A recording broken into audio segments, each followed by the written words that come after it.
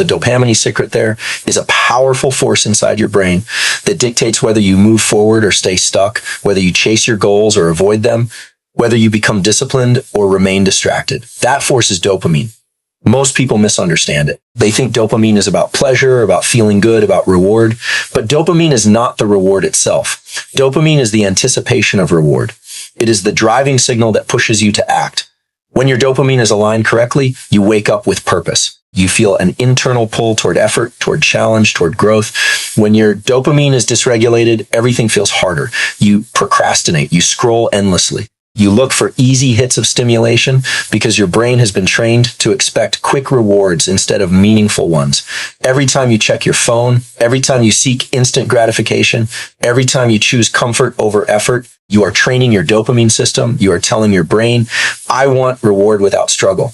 And your brain listens. It adapts. It lowers your baseline motivation because it no longer needs to work hard to get a reward. This is the secret most people never realize. Dopamine is not just about what you feel, it's about what you train your brain to expect. If you constantly consume high-intensity stimulation, social media, junk food, endless entertainment, you elevate your dopamine artificially. And when that stimulation disappears, your baseline drops. Suddenly, normal tasks feel boring. Studying feels painful. Working toward long-term goals feels almost impossible. But the reverse is also true. If you deliberately expose yourself to effort, to challenge, to discomfort, and you learn to associate those states with reward, your dopamine system recalibrates. You begin to feel good from the process itself, not just the outcome. That is where true power lies. Think about this carefully. The most successful individuals are not the ones who feel motivated all the time. They are the ones who have trained their dopamine system to attach reward to effort. They don't wait to feel like working. They work and then the feeling follows. This is a fundamental shift. Instead of chasing motivation, they build it. Instead of relying on external rewards, they generate internal drive. Your brain is constantly predicting outcomes. It is asking, is this worth my energy? Dopamine is the signal that answers that question. If your brain believes that effort leads to reward, dopamine rises before you even begin. If your brain believes that effort is pointless or painful, dopamine drops and you avoid the task. So the real question is, what story have you taught your brain? Have you taught it that struggle is something to avoid? Or have you taught it that struggle is the path to something meaningful? You cannot separate dopamine from behavior. Every action you take is shaping your future motivation. When you push through resistance, even in small ways, you are sending a signal. Effort matters. When you quit early, you send the opposite signal. Discomfort should be avoided. Over time, these signals accumulate. They build your identity. There is also a critical component people ignore: timing. When you reward yourself matters just as much as what the reward is. If you give yourself a reward before the effort, you weaken your dopamine response. If you place the reward after the effort, you strengthen it. This is why discipline feels hard in the beginning. Your brain has not yet learned the association, but with repetition, something shifts. The effort itself begins to carry its own reward. You start to feel satisfaction not just from achieving the goal, but from moving toward it. This is the dopamine secret. You can rewire your brain to crave effort, and once that happens, everything changes. You no longer rely on willpower alone. You are no longer constantly battling yourself. Instead, you create alignment between what you want long-term and what your brain desires in the moment. But this requires intentional action. You must reduce the noise. You must limit the constant stream of artificial rewards that hijack your system. Because every time you indulge in easy dopamine, you make hard dopamine less accessible. It's not about eliminating pleasure. It's about controlling it. It's about choosing when and how you engage with it so that it doesn't control you. There's also a physiological aspect to this. Your brain operates on contrast. If everything is highly stimulating, nothing feels special. But if you create periods of low stimulation, silence, focus, effort, then even small rewards become powerful. This is why boredom is not your enemy. Boredom is a reset mechanism. It allows your dopamine baseline to stabilize. It prepares your brain to engage deeply again. Instead of escaping boredom, learn to sit with it. Because on the other side of boredom is clarity. On the other side of boredom is creativity. On the other side of boredom is the ability to focus without needing constant stimulation. And focus is where progress happens. When you focus deeply on a task, you are not just completing work. You are strengthening neural circuits. You are building the ability to sustain attention. You are increasing your capacity for effort. Dopamine is released not just from rewards, but from progress. Even small wins matter. When you break a large goal into smaller steps and complete them, you create a series of dopamine spikes that reinforce the behavior. This is why consistency beats intensity. You don't need extreme bursts of effort followed by burnout. You need steady, repeated actions that train your brain over time. Each time you show up, you are casting a vote for the person you want to become, and your brain keeps score. There will be moments when you don't feel like doing the work. That is normal. That is expected. But those moments are also opportunities. Because every time you act despite low motivation, you strengthen your system. You prove to your brain that action is not dependent on feeling. This is where most people fail. They wait for motivation.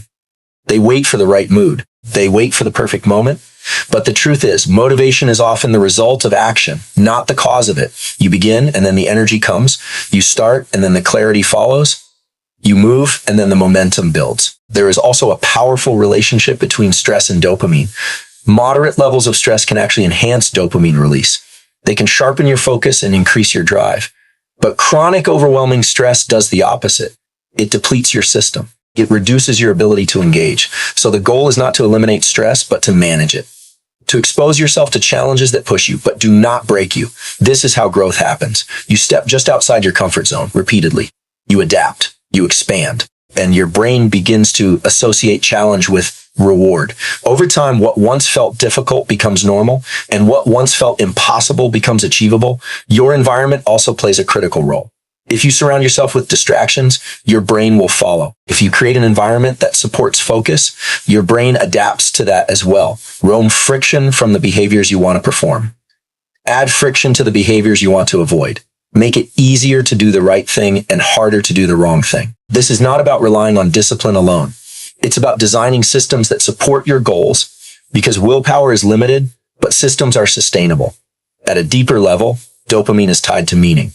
When you connect your actions to something larger than yourself, your motivation increases. When your efforts align with your values, your brain assigns more importance to them. You are not just working, you are building something. You are not just struggling, you are evolving. This shift in perspective changes everything. Instead of seeing effort as a cost, you begin to see it as an investment. Instead of avoiding discomfort, you begin to seek it in controlled ways, because you understand that discomfort is not a signal to stop. It is a signal that you are growing. And growth is what drives long-term dopamine. There is no shortcut to this process. There is no hack that replaces consistent effort. But there is a strategy. Align your dopamine with your goals. Train your brain to find reward in the process. Reduce dependence on instant gratification. Embrace effort as part of your identity, and over time, you will notice a shift next that once felt overwhelming become manageable. Discipline becomes more natural. Focus becomes deeper. You begin to operate at a different level.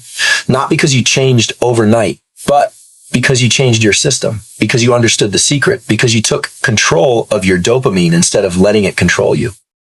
And once you reach that point, you are no longer chasing motivation. You are generating it from within. And that internal generation of drive is what separates temporary bursts of motivation from sustained long-term transformation. Because when motivation is external, it fluctuates. It depends on circumstances, on validation, on outcomes.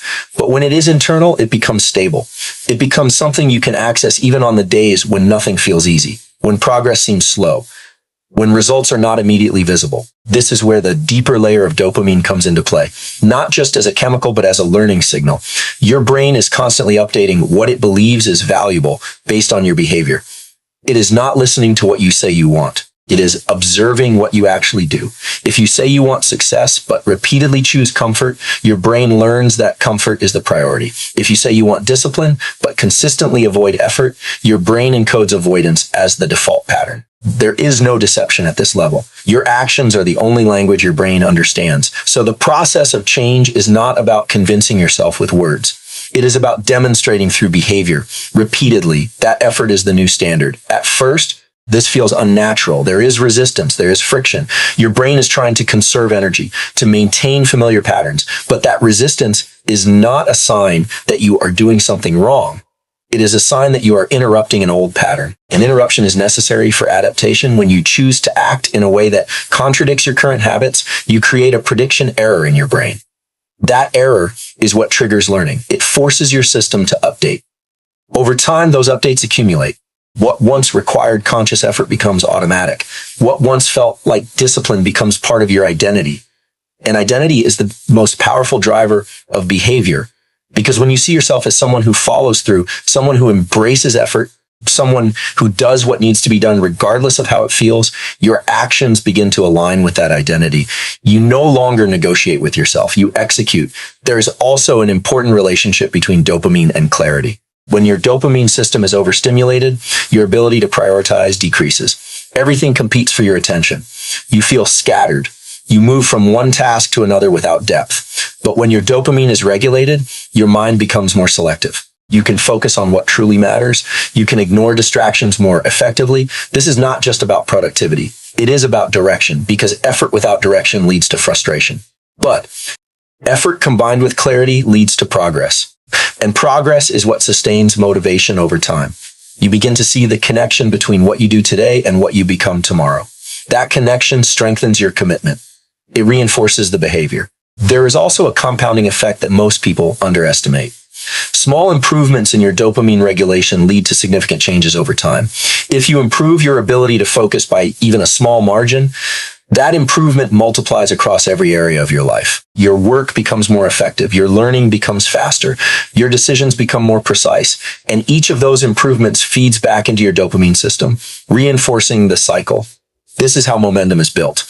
Not through massive, unsustainable efforts, but through consistent incremental gains. You do not need to feel extraordinary to do extraordinary things. You need to act consistently, especially when you feel ordinary, because consistency trains your brain to expect effort as the norm. And when effort becomes the norm, results become inevitable.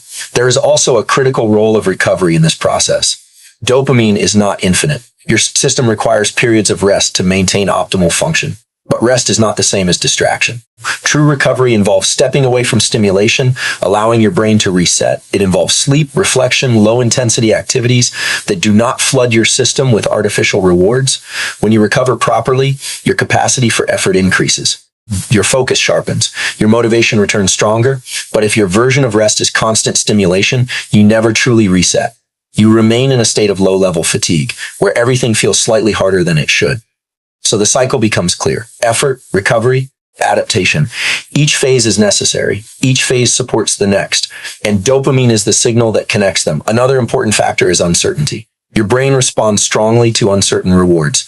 When the outcome is not guaranteed, dopamine levels can increase, driving exploration and persistence. This is why challenges are engaging. This is why goals that stretch your abilities are more motivating than those that are too easy. If something is too predictable, your brain disengages. If something is too difficult, your brain avoids it. But in the middle zone where success is possible but not certain, your dopamine system becomes highly active. This is the zone you want to operate in, not in comfort, not in overwhelm, but in controlled challenge, because that is where growth is maximized. And as you repeatedly operate in that zone, your tolerance for challenge increases. What once felt uncertain becomes manageable. You expand your range. This is how confidence is built, not through affirmation, but through evidence. You prove to yourself through action that you can handle difficulty, and that proof changes your baseline. You start to approach challenges differently. Instead of hesitation, there is engagement. Instead of avoidance, there is curiosity. You begin to ask, what can I learn from this? Instead of, how can I escape this? That shift in mindset is directly tied to your dopamine system, because when your brain associates challenge with reward, it no longer perceives it as a threat. It becomes an opportunity. There's also a social component to dopamine. The people you surround yourself with influence your behavior more than you realize. If you are in an environment where distraction is normalized, your brain adapts to that standard. But if you are in an environment where focus, discipline, and growth are expected, your behavior begins to align with that as well. This is not about comparison. It is about exposure. Your brain is constantly mirroring patterns. So you must be intentional about what you expose yourself to, because over time, that exposure shapes your default behavior, and your default behavior determines your outcomes. You also need to understand that setbacks are part of the process. There will be days when your dopamine is low, when motivation is minimal, when everything feels heavier than usual. Those days are not failures. They are fluctuations. What matters is how you respond. If you allow those moments to dictate your behavior, you reinforce inconsistency. But if you maintain a baseline level of action, even when it is difficult, you stabilize your system. You teach your brain that action is not optional. And that lesson is powerful, because once your brain accepts that standard, it stops negotiating. It adapts. Over time, the gap between how you feel and what you do begins to close. You become more consistent, more focused, more resilient. And all of this stems from understanding and applying the dopamine secret at a deeper level, not as a concept, but as a daily practice. A series of choices that over time reshape your brain, your behavior, and ultimately your life.